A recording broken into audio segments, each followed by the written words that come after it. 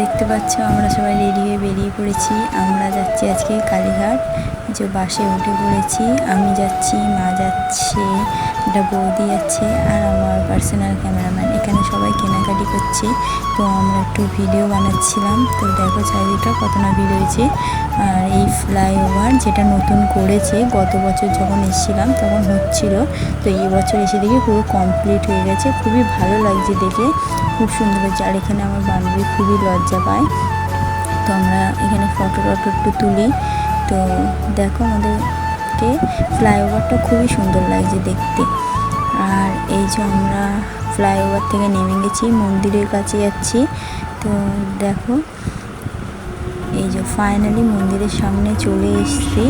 তো খুবই ভালো লাগছে। আজকে ভিড়ও হয়েছে, তোমরা জানো আজকে বিপত্তারিণী বার আছে। আর এটা ঘাটের সামনে যেটা হয়, যে ঠাকুরটার নামটা হয়তো আমি ভুলে যাচ্ছি, মানে শিবপাড়া। আর এখানে সবাই পুজোতে বসে গেছে, এখানে ব্রতকথা পাঠ হচ্ছিল। তো খুবই ভালো লাগছিল দেখতে। তো এখানে আমিও বসে পড়েছিলাম সবাই মিলে পুজো করতে। এই যে ঠাকুরটা।